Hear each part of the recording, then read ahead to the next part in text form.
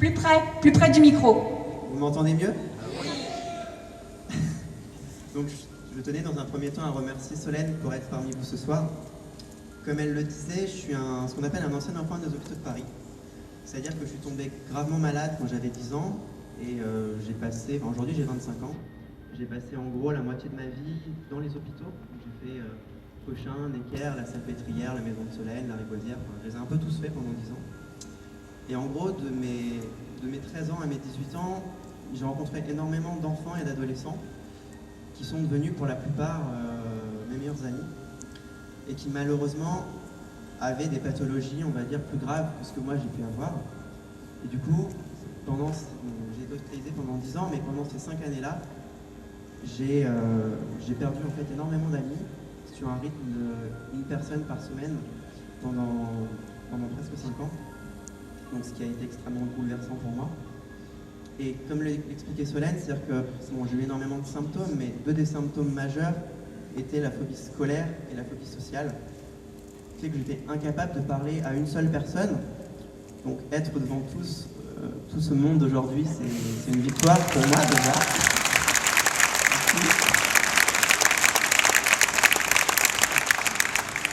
Et du coup, vu que je n'arrivais pas à parler, et que je n'en pouvais plus de voir tous ces amis partir les uns derrière les autres, je me suis dit, si je ne peux pas parler, je vais écrire.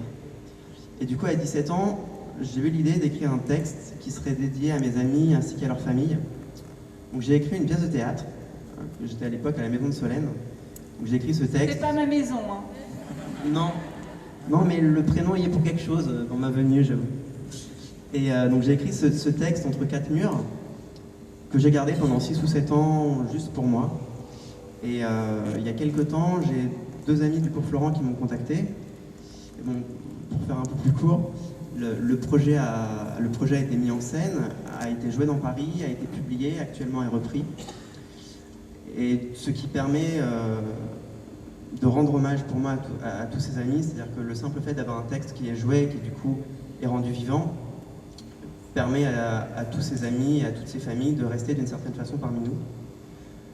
Ce projet a fait un buzz assez monumental parce que du coup en quelques mois il a touché près de 6 millions de personnes sur LinkedIn et presque 1 million de personnes sur Facebook. Ce qui fait que LinkedIn France a entendu parler de moi, donc a souhaité me rencontrer. Du coup j'ai dit oui. Et par la suite ils m'ont proposé de devenir ambassadeur web de la marque LinkedIn France, ce que je fais. Et j'ai été dans la foulée également nommé, actuellement je suis en lice pour le titre de Community Manager de l'année 2016, ce qui me surprend beaucoup également.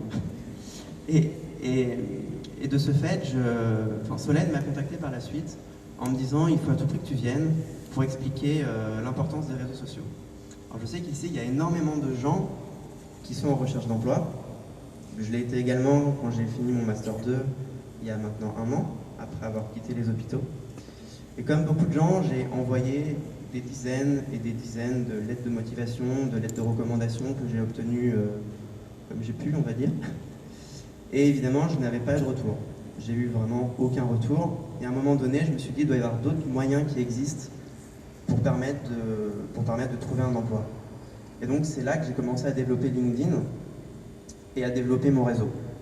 Donc, dans un premier temps, j'ai rencontré des PDG, des DRH, des recruteurs, le tout un peu mélangé. Alors évidemment, il y a des rencontres qui n'aboutissent pas, mais je pense qu'il y a un nombre de rencontres vraiment très importantes qui ont fini par m'aider pour me permettre d'arriver au poste que j'ai obtenu aujourd'hui. Donc, on ne peut pas vraiment comparer un passé dans les hôpitaux et une recherche d'emploi, mais je pense qu'énormément de gens qui souhaitent aujourd'hui trouver un emploi savent que c'est une période extrêmement difficile dans une vie, ce que je sais car je l'ai vécu également. Ce que je voudrais juste vous dire, c'est surtout ne lâchez pas. Continuez et pensez à développer des outils sociaux, parce que c'est extrêmement important. Un outil comme LinkedIn, c'est quelque chose à laquelle on ne pense pas forcément, mais qui peut vraiment vous permettre d'entrer en relation avec pas mal de gens.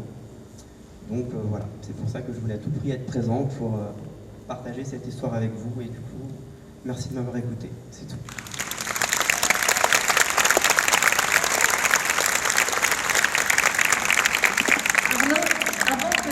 Rassois, est-ce que tu peux leur expliquer comment nous nous sommes rencontrés? Alors, on s'est rencontrés de façon un peu particulière. Non, le premier contact, tout premier contact via LinkedIn et Thierry. Oui, donc du coup, c'est un peu de façon particulière. Ah oui. En fait, ce qui s'est passé, c'est que LinkedIn m'a fait une carte de visite que j'ai mis sur le réseau social LinkedIn, en fait, juste pour remercier mon réseau, parce que c'est grâce à eux que j'en suis là où j'en suis aujourd'hui. En fait, cette carte de visite a fait ce qu'on appelle un buzz viral, à savoir qu'elle a été partagée près de 4 millions de fois en 48 heures. Et du coup, énormément de contacts se sont greffés, entre guillemets, à cette carte de visite. Et donc, Thierry m'a contacté à ce moment donné en me disant il faut à tout prix qu'on se rencontre. On est en train de monter un projet qui va avoir lieu dans 3 jours, qui est en lien avec 2 personnes, dont une femme qui s'appelle Solène, qu'il faudrait rencontrer. Donc après, on s'est rencontré avec Solène. Je lui ai expliqué en gros ce que je vous explique là. Et elle m'a dit si ça t'intéresse, j'aimerais beaucoup que tu sois là pour faire une intervention et parler de ton parcours. Merci Arnaud. De rien.